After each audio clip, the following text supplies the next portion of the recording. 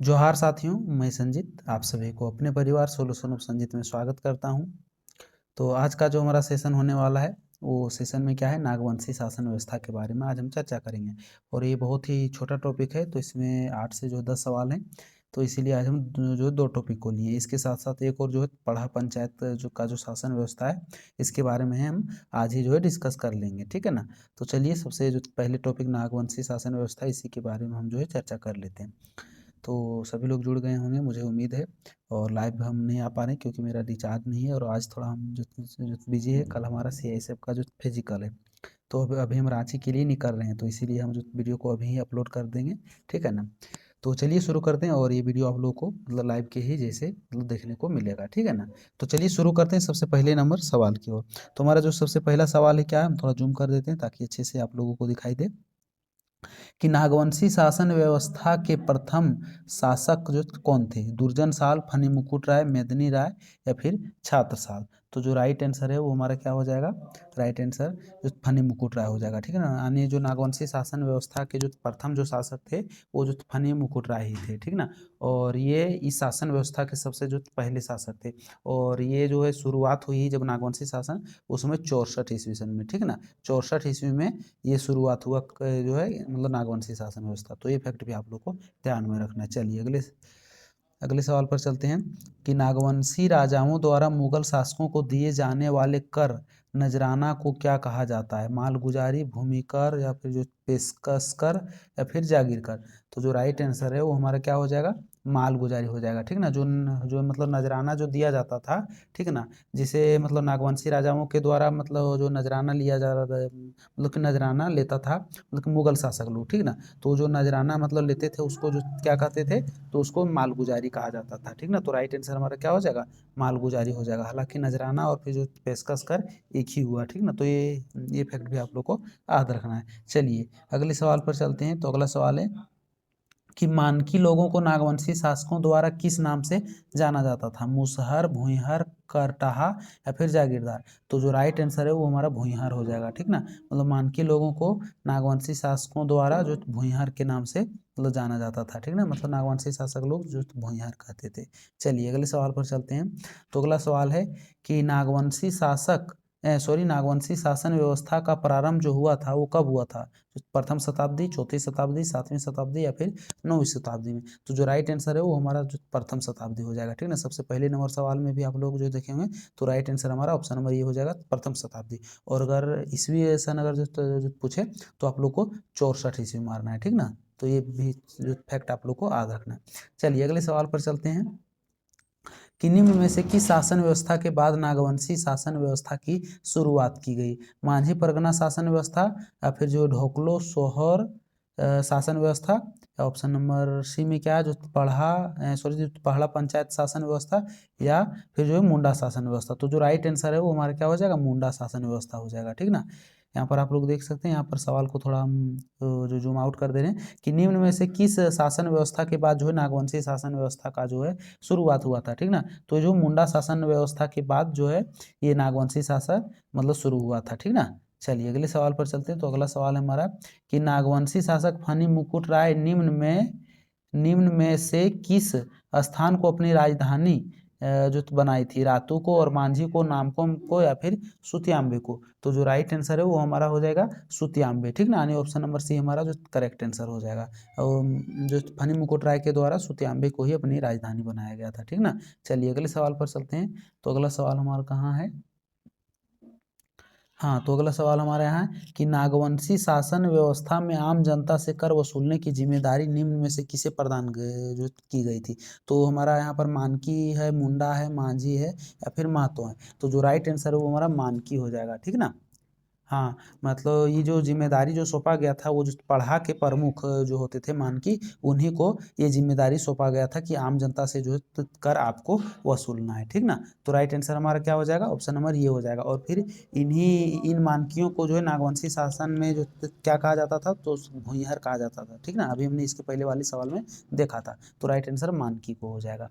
चलिए अगला सवाल है कि नियमित माल गुजारी ने मतलब न देने, यहाँ पर ने को हटा करके आप लोग मतलब ना कर लीजिएगा कि न देने के कारण निम्न में से किस नागवंशी शासक को मुगलों द्वारा जो कैद कर लिया गया था। तो ये में फनी मुकुट राय, दुर्जन साल, मेदिनी राय या फिर एनी साय। तो जो मालगुजारी जो होता था वो मतलब नहीं देने लगे थे, ठीक ना, कौन, वो जो है दुर्जन साल। तो दुर्जन साल जब मालगुजारी ना देने लगे तो मुगल शासकों के द्वारा जो कैद कर लिया गया था, ठीक ना। तो राइट आंसर हमारा ऑप्शन नंबर बी हो जाएगा। जो किसके द्वारा जो कैद कर लिया गया था, तो मतलब जहांगीर के द्वारा कैद कर लिया गया था, ठीक ना।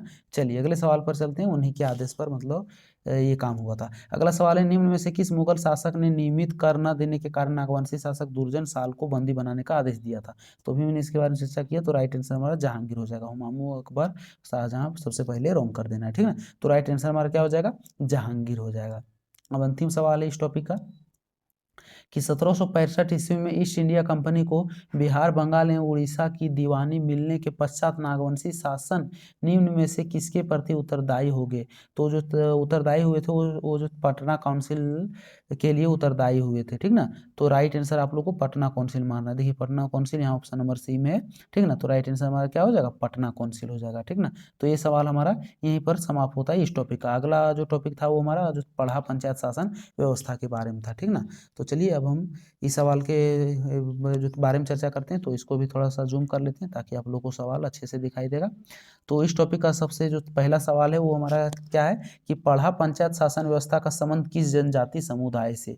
तो इसका जो संबंध है वो हमारा राइट आंसर उरांव हो जाएगा, ठीक ना। उरांव जनजाति से जो है मतलब कि जो संबंधित है। और यह शासन व्यवस्था जो है मुंडा जनजाति की शासन व्यवस्था से मतलब कि मिलता जुलता है, ठीक ना। तो ये भी आप लोग को जो फैक्ट मतलब याद रखना। तो राइट आंसर हमारा क्या हो जाएगा, उरांव हो जाएगा, ठीक ना। और एक फैक्ट और भी याद रखना है कि जो पंचायत शासन व्यवस्था से संबंधित जो है मतलब कि महत्वपूर्ण पद जो होता है वो संगठनों से जो संबंधित होता है, ठीक ना। उसमें से जो आ जाते हैं कौन कौन, महतो, मांझी, फिर जो पढ़ा हो गया, फिर पढ़ा राजा अलग हो गया, फिर जो पढ़ा दीवान अलग हो गया, फिर पाहन हो गया, बैगा हो गया, डाहा पढ़ा हो गया, फिर पढ़ा पंच। इतने प्रकार के जो है मतलब कि महत्वपूर्ण पद होते हैं, ठीक ना। ये मतलब जो पढ़ा पंचायत शासन में, ठीक ना। तो ये फैक्ट भी आप लोग को याद रखना है। चलिए उन सभी के बारे में हम आने वाले सवाल में जो चर्चा करेंगे। अगला सवाल हमारा है कि उरांव जनजाति में ग्राम प्रधान को क्या कहा जाता था। तो उरांव जनजाति में जो ग्राम प्रधान को महतो कहा जाता था, ठीक ना। यानी ऑप्शन नंबर डी हमारा राइट आंसर हो जाएगा। बाकी जो है मतलब कि मन की मुखिया पुजार ये हमारा रॉन्ग हो जाएगा, ठीक ना। राइट आंसर क्या हो जाएगा, महतो हो जाएगा। और फिर यह गांव के मतलब जो गांव का जो मतलब कि मामला होता है, जिससे गांव में जो छोटा मोटा जो कि झगड़ा हो गया उसका जो है निपटारा करते हैं कौन, मतलब कि महतो करते हैं, ठीक ना। और ये कार्य में जो गांव के जो अनुभवी व जो बुजुर्ग लोग होते हैं वो ग्राम प्रधान की जो सहायता करते हैं। और जो ग्राम प्रधान कौन होते हैं, तो ये महतो होते हैं, ठीक ना। तो ये सभी फैक्ट आप लोग को याद रखना है। अगला सवाल है कि पढ़ा पंचायत शासन व्यवस्था में महतों के संबंध में निम्न में से कौन सा कथन असत्य है। चलिए देखते हैं। तो ये यहाँ पर मतलब महतों के संबंध में न, तो यह गांव का प्रधान होता है, तो ये हमारा राइट हो जाएगा, मानी यानी ये कथन सत्य है। अगला पॉइंट है कि यह गांव के स्तर में मामलों का मतलब गांव के स्तर के मामलों का निपटारा करता है, मतलब छोटा झगड़ा का, तो ये भी कथन सत्य है। उसके बाद है महतों के पास प्रशासनिक एवं न्यायिक दोनों प्रकार के अधिकार होते हैं, ठीक ना। तो ये भी कथन सत्य है। डी में क्या है, उपरोक्त कभी सभी कथन सत्य है। तो ये सवाल ही थोड़ा सा रॉन्ग है, ठीक ना। यहाँ पर अ को हटा दीजिएगा। यहाँ पर अब हमारा सवाल बन गया कि कौन सा कथन सत्य है। तो सत्य हमारा ऑप्शन नंबर डी हो जाएगा, यानी उपरोक्त सभी कथन सत्य है, ठीक ना। चलिए अगले सवाल पर चलते हैं कि उरांव जनजाति में महतों का सहयोगी क्या कहलाता है। मांझी कहलाता है, पाहन कहलाता है, उपनायके कहलाता है, या फिर जो पनभरा कहता है। तो राइट आंसर जो हो हमारा मांझी हो जाएगा, ठीक ना। जो उरांव जनजाति में जो है कि महतों जो होते हैं, जो मतलब जो कि मामला होता है जो गाँव में, उसका जो मतलब निपटारा करते हैं, तो इसका जो सहयोगी होता है वो कौन होता है, मांझी होता है, ठीक ना। तो राइट आंसर हमारा ऑप्शन नंबर ये हो जाएगा। और ये जो मतलब मांझी जो होते हैं वो मतलब महतों के पंचायती मतलब आदेश जो होता है वो लोगों तक जो पहुंचाने का जो कार्य करते हैं, ठीक ना। ये कौन, मांझी, ठीक ना। तो राइट आंसर हमारा ऑप्शन नंबर ये हो जाएगा, यानी मांझी। चलिए अगले सवाल पर चलते हैं कि निम्न में से कौन महतों के पंचायती आदेशों के लोगों तक पहुंचाने का काम करता है। मांझी, पाहन, मानकी या फिर पनभरा। तो अभी हम इसके बारे में चर्चा किए, तो राइट आंसर हमारा मांझी हो जाएगा, ठीक ना। ऑप्शन नंबर ये हमारा राइट आंसर हो जाएगा। चलिए अगले सवाल पर चलते हैं। जो जो पाहन और पनभरा के बारे में भी चर्चा करेंगे। हालांकि मानकी के बारे में हम जो है चर्चा कर लिए हैं, ठीक ना। कि जो पढ़ा के जो प्रमुख होते हैं वो मतलब मानकी होते हैं, ठीक ना। चलिए अगला सवाल है कि जो पढ़ा पंचायत शासन व्यवस्था में कई गांवों से मिलकर बनी अंतर ग्रामीण पंचायत को क्या कहा जाता है। पढ़ा कहा जाता है, खुटकटी कहा जाता है, भूतखेता कहा जाता है, या फिर या खड़ा कहा जाता है, ठीक ना। तो जो राइट आंसर है वो हमारा जो पढ़ा हो जाएगा, ठीक ना, यानी ऑप्शन नंबर ये हमारा राइट आंसर हो जाएगा। हालांकि कल के जो सेशन में हम खुदकटी भूतखेता के बारे में चर्चा किए थे, ठीक ना। तो इस सवाल का राइट आंसर हमारा जो पढ़ा हो जाएगा। और जो पढ़ा जो होता है इसको जो पढ़ा या फिर जो पढ़ा भी कह सकते हैं, ठीक ना। ये मतलब दोनों कहा जाता है। और ये दोनों कब कहा जाता है, जो 5 गाँव या तो फिर 7 गाँव या फिर 11 गाँव या फिर 21 गाँव या फिर जो है 22 गाँव मिलकर जो पंचायत बनता है उसी को जो पढ़ा या फिर जो पढ़ा कहा जाता है, ठीक ना। तो ये फैक्ट भी आप लोग को याद रखना है, ठीक ना। चलिए अगले सवाल पर चलते हैं।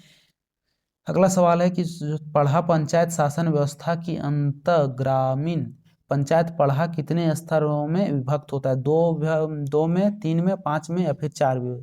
तो इसका जो राइट आंसर है वो हमारा क्या हो जाएगा, राइट आंसर 3 हो जाएगा। मतलब 3 भागों में विभक्त होता है। जैसे एक हो गया निम्न हो गया, एक हो गया मतलब कि मध्य हो गया और एक हो गया उच्च हो गया, ठीक ना। मतलब ये 3 स्तर में जो है विभक्त होते हैं, ठीक ना। तो राइट आंसर हमारा क्या हो जाएगा, ऑप्शन नंबर बी यानी 3 हो जाएगा, ठीक ना। चलिए उसके बाद जो निम्न और फिर जो है कि मतलब कि मध्य स्तर के जो पंचायत होते हैं, मतलब कि वो पंचायत में जो फैसलों का निपटारा ना होने पर क्या होता है, उच्च पंचायत द्वारा निर्णय लिया जाता है, ठीक ना। जैसे जो मतलब 3 विभक्त होते हैं, तो एक होता है जो निम्न होता है और मध्य होता है फिर उच्च। तो निम्न और मतलब कि मध्य से अगर जो है वो काम अगर मतलब कि नहीं पूर्ण हुआ, मतलब वो मतलब कि मामला का जो निपटारा नहीं हो पाया, तब फिर अंतिम में जो उच्च विभक्ति में मतलब कि जो भेजा जाता है, ठीक ना। तो राइट आंसर हमारा 3 हो गया। चलिए अगले सवाल पर चलते हैं। अगला सवाल हमारा कहाँ है, ओ भाई क्या हो गया, हाँ चलिए। तो अगला सवाल हमारा है कि पढ़ा पंचायत शासन व्यवस्था के संबंध में निम्न में से कौन सा कथन सत्य है, ठीक ना। चलिए देखते हैं कौन सा कथन सत्य है कि पंचायत की कार्यवाही में केवल पुरुषों की भागीदारी होती है। तो ये हमारा जो कथन सत्य है, ठीक ना। उसके बाद पर नहीं, यहाँ पर ये हमारा भी रॉन्ग हो जाएगा, ठीक ना। यहाँ पर बोला जा रहा है कौन सा कथन सत्य है ना, तो ये हमारा, हाँ ये हमारा रॉन्ग हो जाना चाहिए, क्योंकि निम्न कथन में यहाँ पर बोला जा रहा है कौन सा कथन सत्य है ना। तो ये रॉन्ग हो गया। फिर उसके बाद बी में पंचायत की कार्यवाही में केवल महिलाओं की जो भागीदारी होती थी, ये भी रॉन्ग हो जाएगा, क्योंकि केवल पुरुषों की और केवल महिलाओं की भी भागीदारी नहीं होती है, ठीक ना। उसके बाद है पंचायत की कार्यवाही में केवल बुजुर्गों की भागीदारी होती है, ये भी रॉन्ग हो जाएगा, क्योंकि जो पुरुष और महिलाओं दोनों की जो भागीदारी होती है, ठीक ना। अगला है कि पंचायत की कार्यवाही में पुरुष तथा महिलाओं दोनों की भागीदारी होती थी, ये हमारा राइट आंसर हो जाएगा, यानी option number D right answer हो जाएगा। थोड़ा सा सवाल को जूम कर देते हैं ताकि आप लोग को अच्छे से दिखाई दे रहा है। यहाँ सवाल क्या था कि पढ़ा पंचायत शासन व्यवस्था के संबंध में निम्न में से कौन सा कथन सत्य है, ठीक ना। तो जो कथन सत्य है वो हमारा ऑप्शन नंबर डी हो जाएगा, यानी जो पंचायत की कार्यवाही में पुरुष तथा महिलाओं दोनों की जो भूमिका होती है, ठीक ना। चलिए अगले सवाल पर चलते हैं। तो अगला सवाल है कि पढ़ा पंचायत शासन व्यवस्था में 2 या अधिक गांवों के बीच विवादों का समाधान कौन करता है, अखरा या फिर जो तत्पढ़ा या फिर जो है कि देश मांझी या फिर जो परगणित। तो जो राइट आंसर है वो हमारा क्या हो जाएगा, पढ़ा हो जाएगा, ठीक ना, यानी ऑप्शन नंबर बी हमारा राइट आंसर हो जाएगा।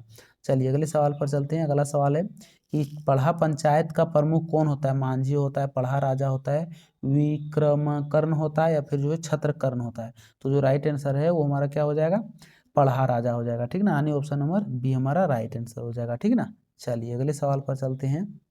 तो अगला सवाल है कि पढ़ा पंचायत शासन व्यवस्था में जिस मामले का निपटारा ग्राम के स्तर पर नहीं होता है, किस हस्तांतरित किया जाता है। मतलब यहाँ पर जो किसे हो जाएगा, ठीक ना, यानी जब निपटारा जो मतलब मामला होता है जो ग्राम में, वो मतलब मामला जो है मतलब निपटारा नहीं हो पाता है ग्राम स्तर पर, तब उसके बाद जो है कहाँ पर उसे जो भेज दिया जाता है, जो पढ़ा दीवान के पास, पाहन के पास, फिर जो पढ़ा राजा के पास या फिर जो बैगा के पास। तो जो राइट आंसर है वो हमारा जो पढ़ा राजा हो जाएगा, ठीक ना।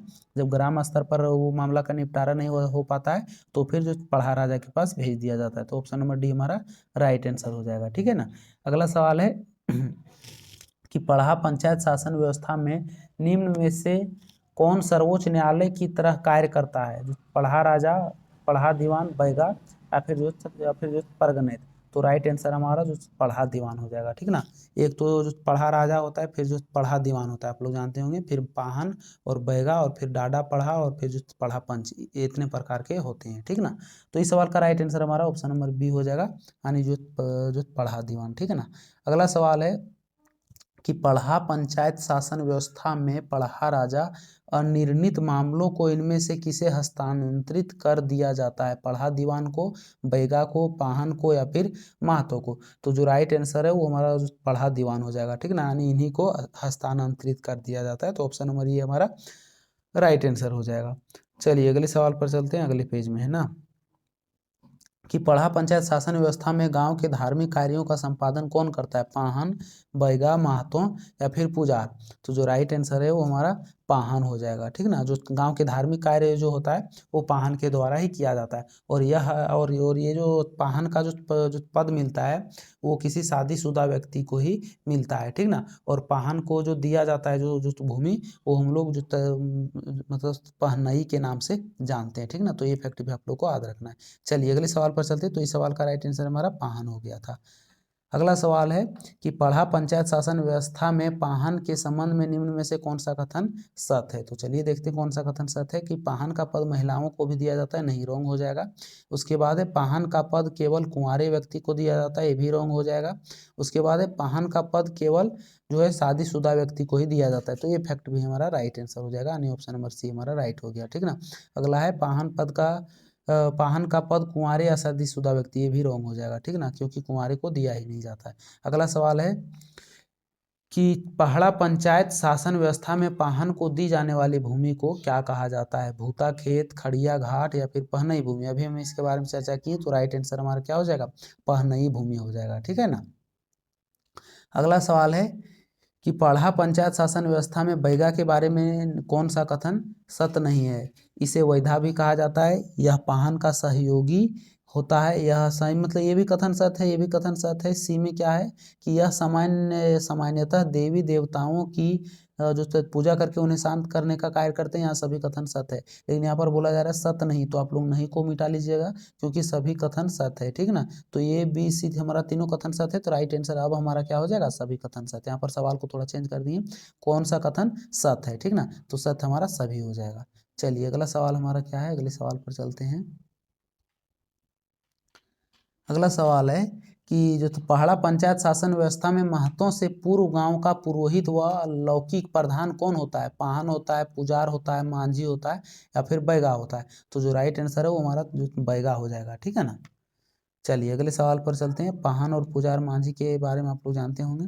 अगला सवाल है कि पढ़ा पंचायत शासन व्यवस्था में डाडा पढ़ा के बारे में कौन सा कथन सत्य है? ठीक ना, तो डाडा पढ़ा के बारे में चलिए देख लेते हैं कि यह कई गांवों को मिलाकर जो बनाया जाता है, ठीक ना, तो ये कथन हमारा सत्य हो गया। बी में क्या है? इसमें पढ़ा के प्रत्येक गांव को सदस्यता के रूप में अधिकार और दर्जा दिया जाता है, तो ये भी कथन सत्य है। सी में है इसमें पदों को के अनुरूप अधिकार कर्तव्य और पहचान चिन्ह दिया जाता है, ठीक ना, तो यानी सभी कथन सहित हमारा ऑप्शन नंबर डी जो है राइट आंसर हो जाएगा। अंतिम सवाल पर चलते हैं आज के इस सेशन का, कि पढ़ा पंच का आयोजन कब किया जाता है? कार्तिक अमावस्या के दिन, कार्तिक पूर्णिमा के दिन, आश्विन पूर्णिमा के दिन या फिर कभी भी? तो राइट आंसर हमारा आश्विन पूर्णिमा के दिन जो है पढ़ा पंच का आयोजन किया जाता है, ठीक ना, तो ऑप्शन नंबर सी हमारा राइट आंसर हो जाएगा, ठीक ना। तो हमारा 2 टॉपिक आज समाप्त हो गया, और कल का जो टॉपिक रहेगा वो हमारा मांझी परगना शासन व्यवस्था रहेगा। हालांकि कल क्लास हो पाएगा या नहीं वो हम कल देखते हैं, क्योंकि आज हम जो है अभी रांची निकल रहे हैं, ठीक ना, और रांची निकल रहे हैं, फिर कल जो शाम तक वापस अगर लौट आएंगे तो फिर कल का भी जो है सेशन रहेगा, और अगर जल्दी ही मतलब नहीं लौट पाएँ तो फिर कल का सेशन नहीं हो पाएगा, ठीक ना। तो चलिए आज के लिए बस इतना ही। उम्मीद करता हूँ कि आप सभी लोग अच्छे होंगे, स्वस्थ होंगे और मस्त होंगे, और इसी तरह आगे भी तैयारी करते रहेंगे।